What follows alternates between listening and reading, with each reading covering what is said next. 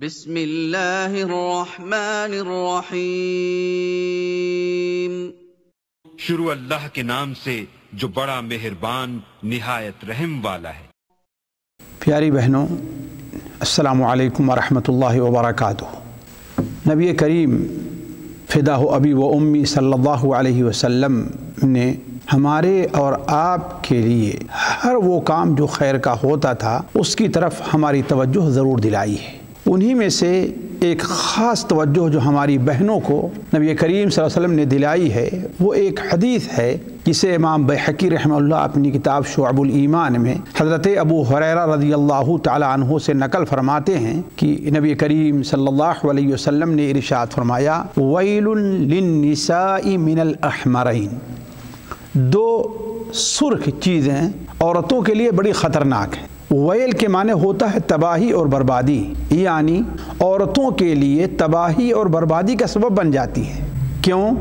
اس لیے نہیں کہ وہ ان کے لیے حرام ہے، نہیں، ان کے لیے جائز ہے، لیکن ان کے غلط استعمال کی وجہ سے، ان سے غیر ضروری محبت کرنے کی وجہ سے، ان کے استعمال میں شرعی جو حدود ہیں ان کو باقی نہ رکھنے کی وجہ سے، ان کے استعمال میں جو شریعت کے آداب ہیں ان کی پابندی نہ کرنے کی وجہ سے، اس میں جو اللہ تبارک و تعالی نے اپنے حقوق رکھے ہیں ان کے نہ ادا کرنے کی وجہ سے ہلاکت اور بربادی تباہی پڑ جایا کرتی ہیں۔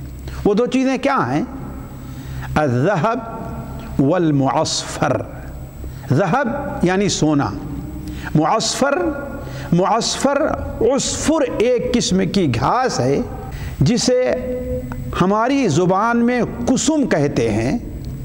اس کا رنگ زرد پیلا ہوتا ہے اور اس میں ایک قسم کی خوشبو ہوتی ہے، اور اس زمانے میں عموماً عورتیں زینت کے لیے اس کپڑے کو استعمال کرتی تھیں، خاص طور پر شادی بیاہ کے موقع پر، کہیں اور زینت کے لیے زینت اختیار کرنا ہو تو اس موقع پر اس کو پہنتی تھی اور اس میں ایک قسم کی خوشبو ہوتی تھی۔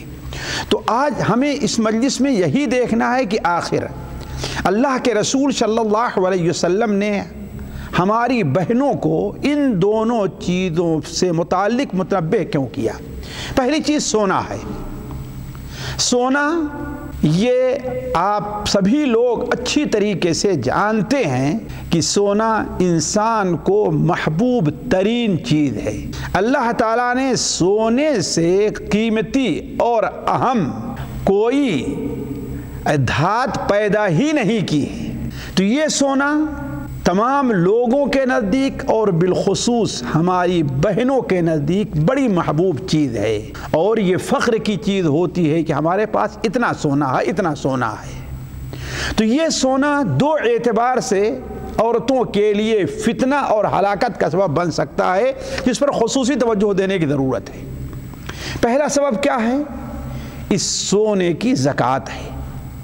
نبی کریم صلی اللہ علیہ وسلم نے سونے میں اور چاندی میں زکوٰۃ کا حکم دیا ہے، بلکہ اللہ تبارک و تعالیٰ فرماتا ہے والذین یکنزون الذهب والفضہ، وہ لوگ جو سونے اور چاندی کو جمع کرتے ہیں اور اس کی زکوٰۃ نہیں دیتے، اللہ کے راستے میں خرچ نہیں کرتے، تو یہ سونا ان کے لیے دردناک عذاب کا سبب بنے گا۔ اس سونے کو اللہ تعالیٰ جہنم کی آگ میں تپا کر کے ان کی پیشانی کو، ان کے پہلو کو، ان کے پیٹھ کو داغے گا۔ تو پہلی چیز یہ ہے کہ سونا عورتوں کے لیے چونکہ اس لیے خطرناک ہے کہ عموماً ہماری بہنیں سونا اور چاندی کے زیورات جمع کر لیتی ہیں لیکن اس کی زکوٰۃ کی فکر نہیں کرتی۔ وہ حدیث جو سنن ابو داؤد میں اللہ کے رسول صلی اللہ علیہ وسلم کی ہے کہ آپ کے پاس ایک عورت اپنی ایک بچی کو لے کر کے آتی ہے، اس کے دونوں ہاتھوں میں سونے کے موٹے موٹے کنگن تھے۔ نبی کریم صلی اللہ علیہ وسلم نے اس سے پوچھا کیا اس کی زکوٰۃ دیتی ہو؟ اس نے کہا نہیں۔ آپ صلی اللہ علیہ وسلم نے فرمایا کہ کیا تجھے یہ پسند ہے کہ قیامت کے دن اللہ تبارک و تعالیٰ تجھے آگ کے 2 کنگن پہنائے۔ اس پیاری بیوی کا، پیاک بیوی کا وہ سننا تھا کہ اس نے اپنی بیٹی کے ہاتھ سے دونوں کنگن نکال کر کے کہا کہ اے اللہ کے رسول، یہ اللہ اور اس کے رسول کا ہے۔ تو کہنے کا مطلب یہ ہے کہ پہلی چیز سونا جو بطور زیور کے ہماری بہنیں اپنے پاس رکھتی ہیں، ان کی ہلاکت کا سبب اس لیے کہ اس کی زکوٰۃ نہیں دیتی۔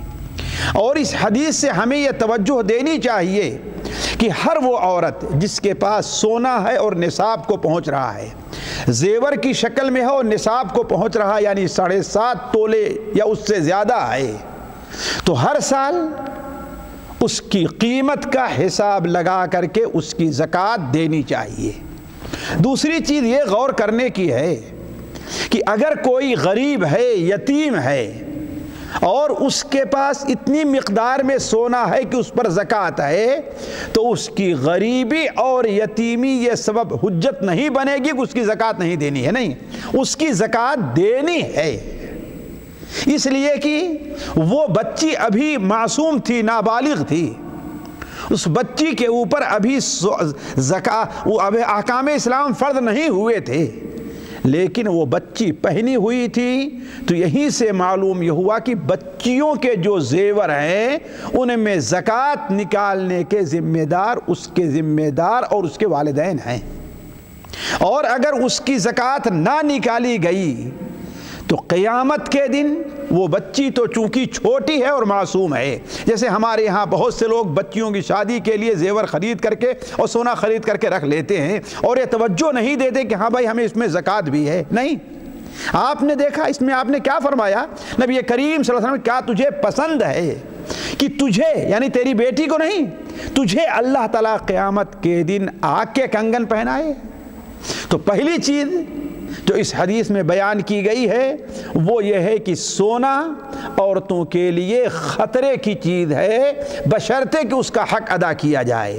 باقی دوسری چیز انشاءاللہ اسے اگلی مجلس میں آپ کے سامنے رکھیں گے، اور تب تک کے لیے آپ سے اجازت ہے۔ والسلام علیکم ورحمۃ اللہ وبرکاتہ۔